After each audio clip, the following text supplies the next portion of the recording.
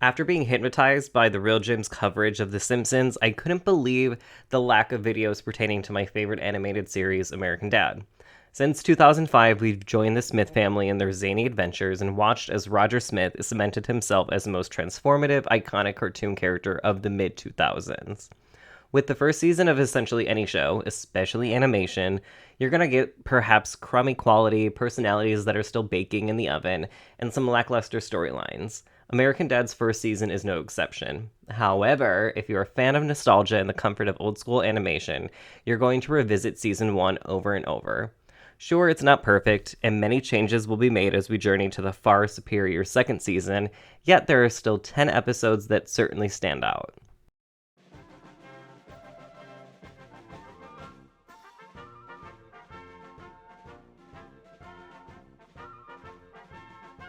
Okay, hear me out. The only reason the pilot episode of American Dad gets on this top 10 list is because of nostalgia and presenting us the premise of the show. I get it, the animation quality is poor, characters aren't themselves yet, and the A plot is a rehashed storyline that we've seen reused in like every sitcom since the 80s. But I'm just focused on the introduction of our main characters, the Smith family. We receive our first glimpse of like the catchy theme song, which we all love, including our first flying newspaper with the witty headline that we don't know is going to change every episode yet. Okay, kind of calling back to Bart Simpson's chalkboard. But like we get to hear about Stan's conservative politics, see his government optics, we get a Crocodiles reference, and have Haley's liberal logic defying Stan at every turn. But our characters still feel like a small shell of themselves. Even the two best characters of the series, Roger and Francine, seemingly take a backseat in this pilot episode when they are the backbone of the entire series. So we are also missing out on any other Langley Falls residents, and instead we get Lisa Silver, a cheerleader Steve crushes on, who's voiced by Carmen Electra. It's just not really working for me. This is a pilot episode after all, so I understand that the creators are just throwing anything at a wall to see what's going to stick. Thankfully, they promise to deliver more in the future with their incredible setup, which is why, American Dad holds such a special place in our hearts and has been on for so long. We know the idea behind the show came about due to Seth MacFarlane's upset with the then George W. Bush administration, which sounds so tired now in our current political climate. However, that's what made American Dad so special in 2005. Yeah, shows like Family Guy, King of the Hill, and The Simpsons had tiptoed around politics, but American Dad chose to have politics as the epicenter of the series. And they take some clues from the legendary live action sitcom All in the Family. So American Dad is now standing out from the other animated series because they're going to focus on continuity in the early seasons at least, and the unique perspective of having their main character be a Republican father, who may be a buffoon and eccentric, but he still stood his ground on what he believes in. We haven't seen anything like American Dad then, and we really still haven't seen anything like that today. Oh, and hello, this is 2005, and the world's most famous teenager at the time is Hilary Duff. Yes, the Lizzie McGuire is being held hostage. The American Dad creators definitely knew their audience, and I immediately knew I was going to be sucked in to see what other adventures we'd be exploring.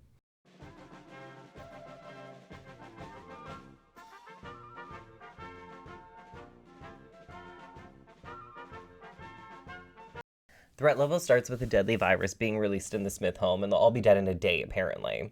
So Stan selfishly makes the family binge watch his favorite TV show, 24, which was super popular at the time.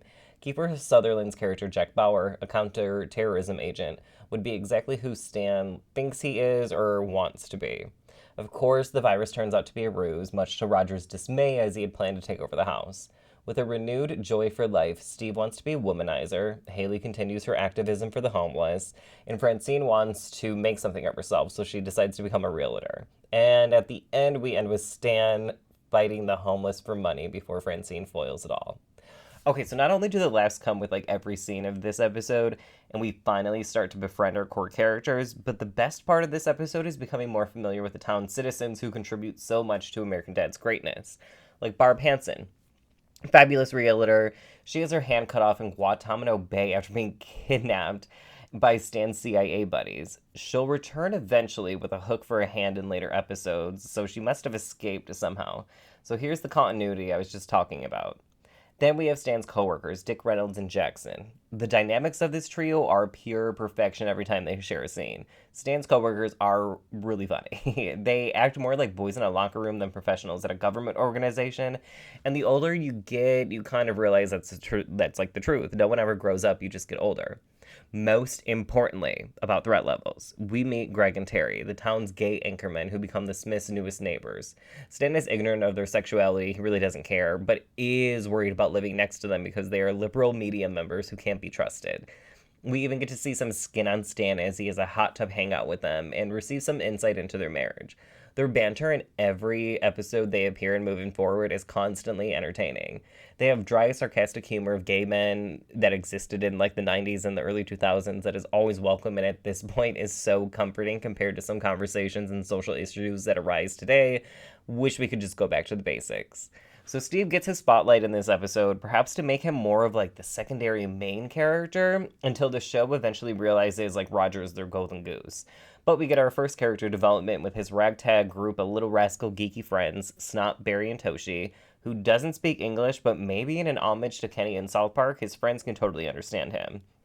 Oh, and Donald Trump makes an appearance in this episode, and, well, especially compared to his latest appearance in Family Guy, is pretty well received. It seems like Seth MacFarlane and his team may have favored Trump back when he was a business mogul and a television host compared to his presidency, but I'll let you be the judge.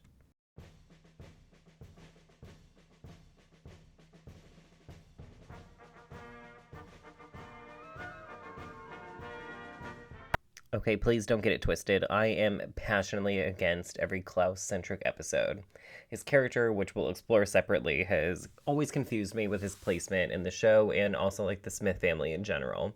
Brian Griffin, he is not. Heck, even the bear from like the Cleveland show fares better in my opinion. Klaus's one-note character trait is his deep desire for Francine, wanting to get out of his fishbowl, whatever, I'm over it.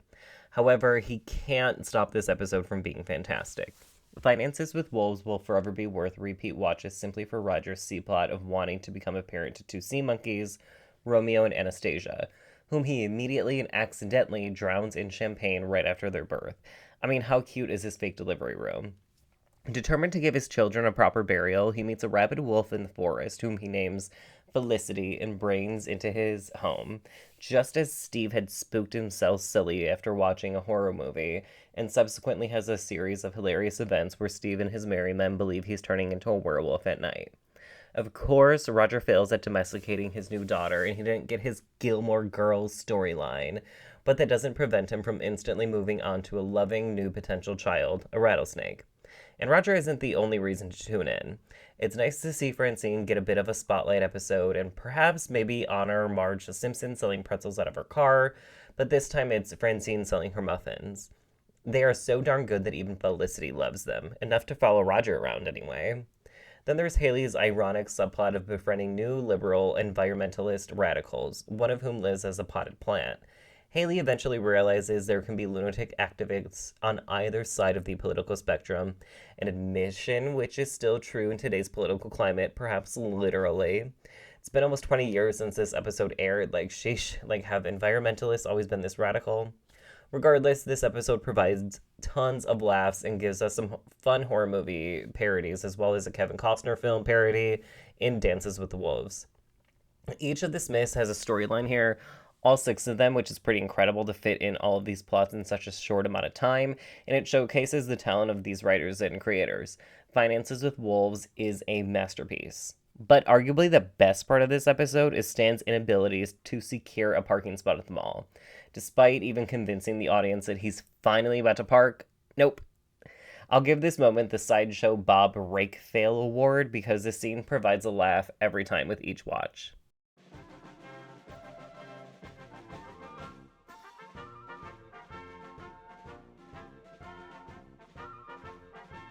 Alright, so the title of this episode suggests that this is going to be another Steve-centric storyline, and while it is, you won't be surprised that Roger steals the spotlight with his B-plot. The first season of American Dad has such flawless writing where the various A, B, C, sometimes D or more plots intertwine for a cohesive story. All About Steve is another which showcases this with the perfect amount of comedy. After concluding that Haley is too liberal and Steve is not the stereotypical jock son that he'd prefer, Stan slowly ditches his kids and even replaces Steve with a new athletic son to impress his coworkers. Eventually, karma comes around, and a series of unfortunate inconveniences sees Stan transform into a nerd himself, featuring some fun gags where he's bullied by his coworkers at the CIA. Come on, the shoot me sign? This is hilarious. He's now being cruelly treated by his peers as he did to Steve, although Steve's innocence never really had him upset with Stan anyway. Stan eventually sees that Steve's geekiness pays off when a criminal has been using the language from a Dungeons and Dragons type game that Steve and his friends are veterans in. And it just happens to be Comic-Con in their town of Langley Falls, where Stan is able to capture his latest foe and once again be the hero. Okay, Comic-Con. What a genius way to get our characters in one spot where they could not only play off one another, but random encounters. If you've ever been to a cosplay event or niche convention itself, you know how zany the vibe can be. Stan has a few funny bits, taking everything and everyone literally, playing to his disconnect, and I guess really any all-American dad, from this social culture. Once again, the best part of the episode follows Haley trying to accommodate Roger's growing desperation for social interaction. Season 1, Roger teeters on being more grounded and has yet to have his multiple different outrageous personas or costumes in each episode. So while we're missing out on our episodic guest star, we do get small glimpses of what's in store. Hilariously, he claims no one spoke to him at the beach because he's dressed up as a Saudi exchange student, and Haley realizes the perfect spot for him to be himself would be Comic-Con, cosplaying as an alien. There, Roger runs into a disheveled Kurt, who he had previously abducted and probed, causing the poor man to lose his family and sanity. Roger treats their interaction as a one-night stand, making it sure to avoid him at all costs, thus leaving Kurt still uncertain of his mental state. Roger, you're a slime ball, and maybe you shouldn't be allowed into society.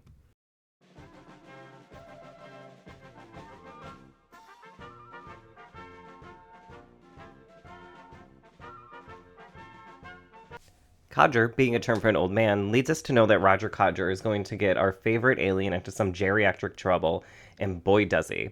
In one of his best alternate personas of Season 1, Roger is forced to journey back home to the Smith house after the family believes he had died, leading Stan to throw him away in a dumpster. Waking up, Roger disguises himself as an old lady and lets Stan know that he's alive and well in Washington, D.C. Unfortunately, the CIA is hot on his trail, leading Stan to tell us via flashback of Roger's incarnation into the Smith family. He saved Stan's life at Area 51 while being pursued by the CIA, and the Smith family took him in as an intergalactic refugee. This backstory definitely could have been its own episode, and I'm shocked it wasn't, and instead it was just shoehorned in as like a 2-minute subplot into Roger Codger. But I'm happy that instead of an origin story, we get this quick glimpse, and then just get to move right on into the present. Stan tries to get Roger first, but he wants to kill him because the CIA had discovered Roger's re-existence and is hot on his trail. Stan doesn't want to be ousted for harboring an alien. Roger explores Washington, D.C. with his new old lady friend Gertie, who he meets on a tour bus. Gertie is a bigoted, horrible lady who is destined to cause trouble, but is a perfect match for Roger. If only they got into one of those Dynasty knockoff battles that we were seeing earlier. Here, we finally get to see Roger out in public for the first time where he has the chance to interact with others and also give some knee-slapping commentary with Gertie. They play off each other well, and we know that Roger is in his best environment outside of the house. His presence, of course, comes with consequences, as by the time the episode wraps, the CIA intends to dissect Gertie, as she's been framed as the alien they've been looking for. Heck, we were curious about this silhouette the whole time, too. You were gone too soon, Gertie. Maybe. Oh, and during this time, Francine wallows over the loss of Roger and becomes an atheist. Her depression over the loss of her family member leads her to scare the hell out of some little children she's tutoring. And there's a handful of religious jokes in this episode, so maybe if you're sensitive about that, you shouldn't check this out.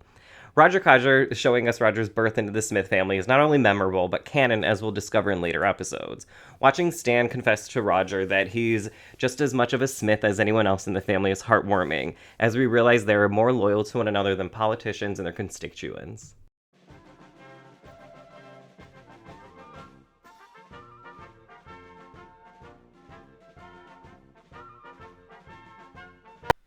This is Francine's best spotlight episode of the entire season. Before Bravo had their reality show, Francine Smith was the OG real animated housewife. As a parody of the ABC sitcom Desperate Housewives, Francine wishes to spice up her social life by befriending the glamorously catty women of Langley Falls, and not particularly desperate housewife. The women stand out as demanding forces, especially with their fast lives accompanied by a slow motion walk. Christy White, the meanest of this trio, voiced by Molly Shannon, in voice-over acting excellence, is fantastic. And then there's Casey and the Japanese Katie, who just farted, along with the other women in the town, and they call themselves the esteemed and self-proclaimed Ladybugs, known for wearing a ladybug brooch so they can recognize one another around town. Francine makes efforts to join their group, blowing off her new friend and neighbor Linda Mamari, including Linda's not-so-subtle flirtation with the naive Francine. As any good primetime drama series, things aren't as they seem. The Ladybugs are a close-knit group because they cheat on their husbands, and now they are convinced that Francine has been having an affair with a valet, so she's in. When Francine can't keep up with the lie, the Ladybugs threaten to murder her like they've done to other women of the past. And now I'm starting to think that Langley Falls is the most dangerous neighborhood in all of animation. Like Springfield, Quahog, Seymour's Bay, and Bob's Burgers seem like a lot better places to live than here. Okay, so during this nonsense, Francine takes in one of the murdered women's dogs, much to Stan's dismay.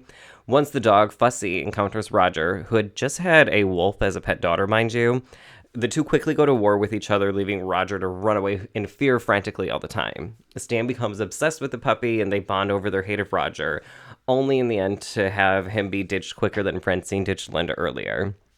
So it turns out a majority of the women in Langley Falls are unfaithful and unite together to chase Francine down in the middle of town to kill her, parodying Invasion of the Body Snatchers, a personal favorite horror movie of mine. At the last minute, Linda winds up discovering Francine because it was their weekly grocery haul day. She finally kisses her before her ultimate death. The Ladybugs then assume Francine is a lesbian and is having an affair with Linda and allow her to live. Okay, so lesson learned, don't turn your backs on your real friends. Those new ones could be trying to kill you, or even worse, ruin your roast. All right, so this episode stands out for its heavy female-focused storyline. While we won't get used to Francine having friends, we do get to see a little glimpse into her social life, and because we really won't see any of these characters moving forward, especially someone like Linda Mamari, which is such a standout season 1 recurring character who just doesn't exist after this season.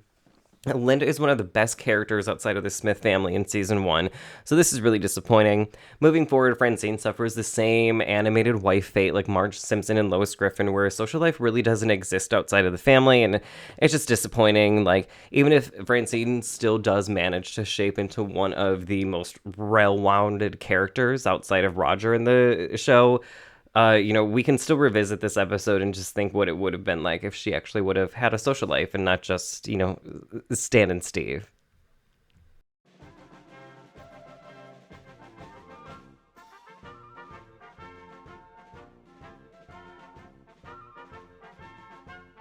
Everything about Star Trek is hilarious from start to finish. From the Sunset Boulevard film parody to Francine's Bad Hair Day, media manipulation, and Steve's vengeance, this episode delivers in every scene.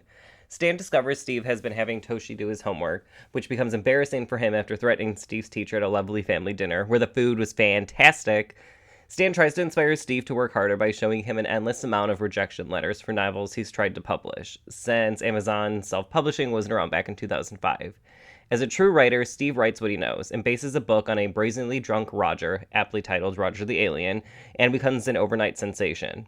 A publisher, Bill Publisherman, randomly voiced by Breaking Bad superstar Bryan Cranston, decides to skyrocket Steve's career and ego into a new territory that makes him a toxic person, a tale as old as time. The beats of hilarity, fame, humiliation, and Stan's desperate attempts to be a stage mom keeps your eyes glued to the screen. During these antics, we get our first appearance from Beauregard LaFontaine, Langley Falls' most flamboyant hairstylist who eventually becomes a little sinister, but more on him later. Okay, so Steve decides to get himself emancipated from his greedy parents and moves into a teenage boy's dream of a mansion. He's soon stalked by Roger, who has learned that the book series isn't about how wonderful Roger is, but instead a slob, lunatic, cosmic alcoholic. Once again, we have another potential murder on our hands as Roger tries to kill Steve out of anger. What is going on in Langley Falls, or is it just these characters in particular? So Roger does end up killing Steve, but he winds up axing an actor who will play Steve in a live-action film. which is fine, I guess, because Steve was over his famous lifestyle anyway. So our core family comes together once again to dump the actor's body in a swamp, while Roger gets the last laugh, tying Steve to a cement block and also tosses him overboard. This episode magically displays Roger's vindictive and diabolical side that we'll continue to see more and more of, especially his alcoholism and outrageous antics.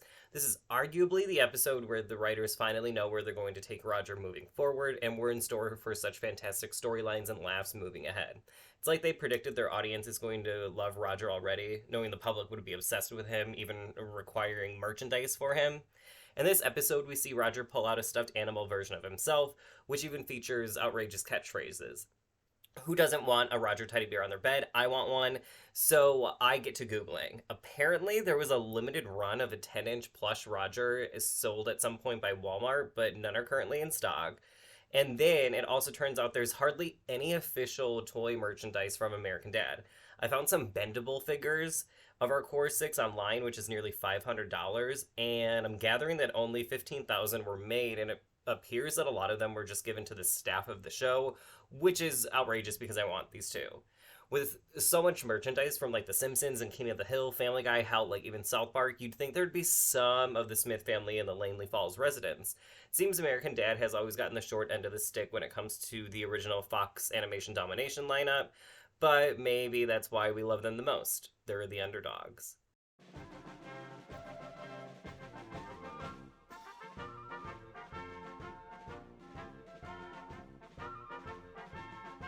Not putting American Dad's first two-parter together as one episode would lead to both of them being on this top 10 list, so I'm just combining them. Stan of Arabia Parts 1 and 2 is exactly what makes American Dad stand out from the other adult cartoons. Political and realistic. You couldn't take the Griffins or the Simpsons or even the Belchers out of their usual travel storylines and wind up with the same result as you do the Smiths. Stan is set to celebrate his boss's anniversary in the CIA. He enlists Francine's assistance, but she's playing Mrs. Potts in an undoubtedly cheesy rendition of Beauty and the Beast, which he clearly knew about, but he chose to forget. Stan's nervousness and impulse anger at the anniversary lead him to strangling guest host Jay Leno to death. Stan ultimately blames all of his own problems on his family. As a punishment, mostly for embarrassing his boss, Stan and his family are relocated to Saudi Arabia. Upon arriving, they are excited about their new environment, everything is going great, and then Stan starts learning from his new friends and coworkers that he can finally have full control over Francine's actions, and even gets a second wife, Thundercat, to be dutiful to him, and she's slowly becoming Stan's favorite wife. Avery, Stan's boss, tells him that he can come back to America, but Stan, loving his new Saudi lifestyle, burns his family's passports. The rest of the Smith family quickly grows to hate their experiences in Saudi. Steve sells the female-appearing Roger to a stranger in the bazaar and becomes a teenager with money who foolishly blows it all and becomes stranded in the desert, eventually suffering from hallucinations. Haley is chased by Vice police for being a female walking outside without a man and is rescued by a handsome new stranger who tells her that he is a part of the terrorist group Al-Qaeda. And our lovable Francine is getting beat into submission by Thundercat. Steve's hallucinations about God are well received until he mentions that the God he met was a woman in the form of Angelina Jolie. This obviously doesn't sit well with Saudi culture, so he's supposed to be stoned to death. Haley tries to stop her new beau from bombing the American embassy, only to find out that he's actually another stereotypical womanizer, especially of American women, and physically lashes out at him, so she's set to be stoned too, except you can't smoke this one, Haley. Francine has a breakdown and strips off her clothes in a musical number, and then is immediately thrown in jail. There, she meets another lady with a hook hand. Hey, we've seen this before. Why didn't they just get Barb Hansen in here? Francine faces trial where she is sentenced to death by stoning, although she doesn't know that she'll be joined by her children. Stan realizes he loves and is devoted to his wife more than any particular culture or politics, and makes out with a man at Francine's trial, which leads him to assume the same fate as her. Finally, the Smith family is reunited again, with their bodies buried in the sand awaiting stones to be thrown at them. Stan has a fever dream where George W. Bush rescues them and the Saudis are inundated with Catholic Bibles and beer and the good old boys, but reality hits him and the family awaits their deaths together. Alas, we're missing one key member here. Who's that? Yes, Roger. What's he been up to this entire time? Well, it turns out Steve had accidentally sold him to a wealthy Saudi, and Roger garnered his ideal Arabian scenario, living as the wife in luxury with plenty of alcohol. Roger tries to avoid sleeping with his new husband by sharing great American stories, like Aaron Spelling's classic Beverly Hills 90210. Of course, Roger is a 90210 fan. I wonder if he's heard of the 90210 Blaze podcast that I was on. After plenty of distractions, Roger gives up the goods to his new husband, but not after making him call off the Smith stoning.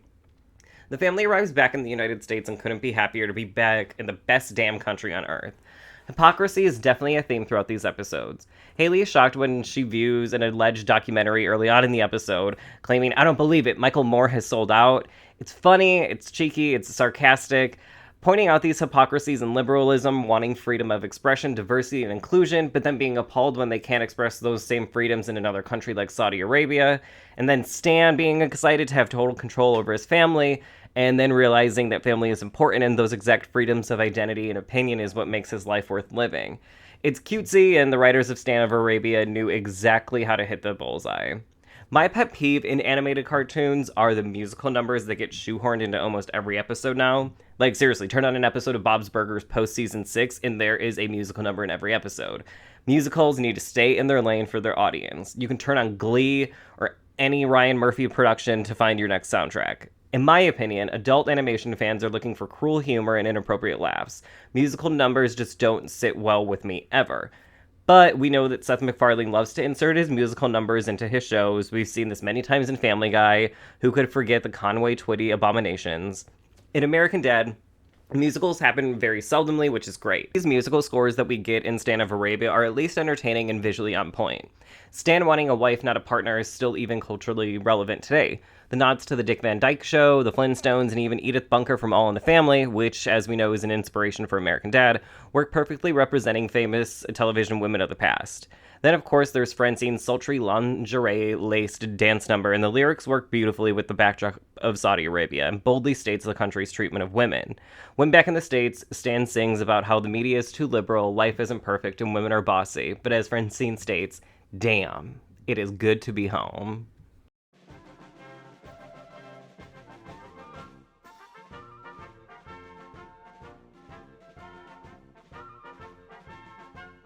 Oh my god, a Parent Trap parody in American Dad is by far one of the best and funniest episodes almost 20 years later. Rough Trade provides a laugh in every single scene that we're shown.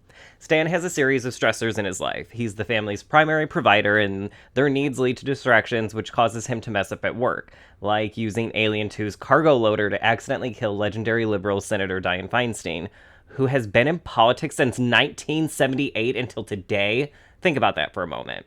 And once again, oh my goodness, this town is full of murder. Okay, so Roger, on the other hand, is bored in his life without purpose. And he broke his TV, and he needs a new one, and he needs it now. So Stan drinks his sorrows away at the bar while the Mamaris are in listening distance from him, and they think that he's verbally abusing Francine, but it's just Roger who he is harassing on the other line. Roger, eerily giving us some Tina Belcher vibes. For real, check out this disguise. Frames a DUI on Stan when he doesn't purchase him a new television, leading the two to parent trap each other and swap places because they both feel like they could easily do what the other does, complete with light flickering and paranoid noises from Klaus. Stan turns into an alcoholic couch potato who loves watching old game show reruns, while Roger takes full advantage of being the patriarch of the family and doles out advice, like telling Steve to take sexy photos to impress his crush, and Haley to make the basement a monkey sanctuary. So Roger in a corporate workplace environment is always going to be hysterical. We know that he's not well suited for it, even if Francine's pink suit fits him so perfectly. But so Roger's selling cars and actually wants to work. He could have taken the Simpsons route, but no, he doesn't come with the car. He wants to land the deal, and he wants to be sure that the office his nemesis, doesn't get a vacation for selling the most cars again. Quickly, living in the other shoes goes awry. Stan is a pathetic drunk loser, and Roger is overwhelmed with unimportant family concerns and struggling at work. Linda Mamari's prying leads the police to showing up at a drunken Stan's door, and oh, the horrors they witness. Francine appears abused, Haley's wildlife run amok, and Steve's risque photos all land Stan in the slammer. Just as Roger finds out his favorite coworker, the supposed best friend in his workplace sitcom, has been screwing him over and stealing his deals, leaving him broke. Roger admits he's not able to support an entire family, and with Stan, plot to destroy the coworker's life by framing him for child pornography, ordering Nazi paraphernalia, and all the other nonsense that came with this side-splitting episode. This is by far Roger's best disguise of the season, and it came just short of the finale, so we'll see him set up for plenty more of these zany antics outside of the Smith home in season 2. The only reason I decided to clock Rough Trade as number 2 and not number 1, despite I think being the funniest episode of the entire first season, is due to its lack of being a literal shiny piece of poo. No, seriously.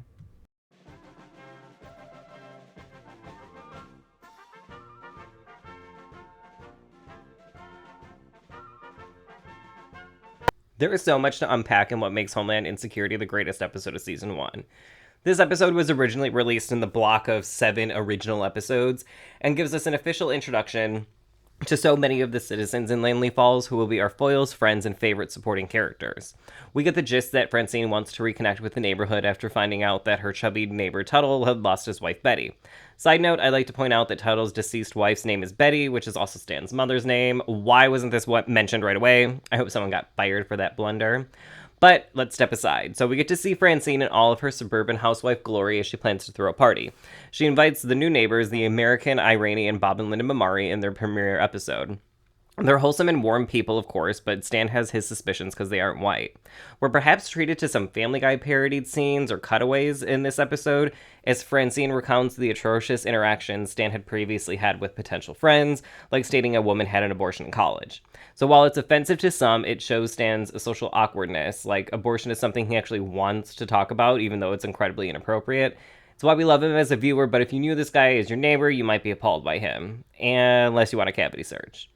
So, Stan's prejudices has him come to the conclusion that the Mamaris are terrorists. He spies on them, including hilariously invading their home to kill a fly that's on his hidden camera, and he winds up in jail. This still doesn't stop him from believing random occurrences around town are because of the Mamaris, and he makes his backyard into a detention center to keep an eye on them. Francine and Haley turn this around by making their backyard a terrorist detention camp themed party to either regain or raise their reputation with the neighbors, including the leather-skinned Karen Foster, voiced by Gina Gershon. Oh my god. Showgirls, people, keep up. Okay, unbeknownst to anyone else really, Stan forced Steve to join the devilish Boy Scouts and has accidentally been causing the chaos that Stan is blaming the Mamaris for. When the Scouts turn against Steve and try to skin him alive, he gives them chase with Roger in tow in an homage to E.T. Here we discover Roger's alien superpower, producing a hypnotizing golden turd. And what becomes American Dad's movie within a sitcom, even the screen minimizes itself to let us know we're watching a separate storyline within this universe. Roger's bedazzling turd turns construction workers and best friends, Mikey and Jim, based on the show's co-executive producers Michael Shipley and Jim Bernstein, into immediate rivals. Jim whacks Mikey in order to have all of the wealth the turd will provide for himself, and then phones his off-screen wife to gloat about their riches. However, he discovers his wife is having an affair and lets out a roar of despair as he realizes he just murdered his best friend for an unfaithful woman. This segment is the first in a series of insanity that becomes the Golden Turd Saga, and we'll experience that as the series goes on. Golden Turd opener aside, I'll still fight to the death for this being the greatest episode of season 1. There's plenty of Easter eggs in here for future episodes. We get nods to Terry's homophobic father and Francine's twisted sister Gwen, who we don't even know is Asian yet. This is also Christy White's first appearance, and Molly Shannon is always welcome on my TV screen. Christy is such a great antagonist to Francine, and it's a shame she wasn't included in future seasons more, but perhaps that was just because of Molly Shannon's schedule. This is also our leading episode of the show's star, Stan Smith himself. Just check out this glaring obvious cosplay outfit. Sure, one could wear like a CIA agent outfit or whatnot, but you could be, mistaken for James Bond or someone from Mission Impossible. But in this getup and this apron, I would immediately know that you're Stan Smith. His neurotic personality, like taking Fran's drink away from her because she's too tipsy, and racial profiling is still comical without being morally insensitive. Homeland Insecurity proves the origin of American Dad shines its best here. It follows a deeply conservative man navigating his family in modern-day America, and he still wants to have his traditional values while still protecting his family and being a little bit open to change. It's all in the family highlighted elegantly in a cartoon form as Haley and Francine eventually win the scenario, and most scenarios, and make the best of everything as we wrap up into a happy ending. It dives into both the comedic side of the cartoon, American Dad, and also the sitcom bit where it feels more sincere and more character-driven than something like Family Guy. This keeps in line with the early episodes of like The Simpsons and keeps in line with American Dad's early-on continuity. Who doesn't want to live in Langley Falls and be invited to a Smith-themed party? Even if you might end up on a hit list. Thank you for listening to my reasons for the best episodes of season one. I know we left out Stan's dad, but he'll come back in season two, and we haven't even gotten to the fun Christmas episodes that they've had yet. This show is amazing. It is my favorite cartoon. It is my comfort watch before bed. I love American Dad. I love Roger. I love Francine. I'm so excited to dive into this with you and go through these seasons, and it's going to feel like I'm watching it all over again. I wish you the best. It's been real.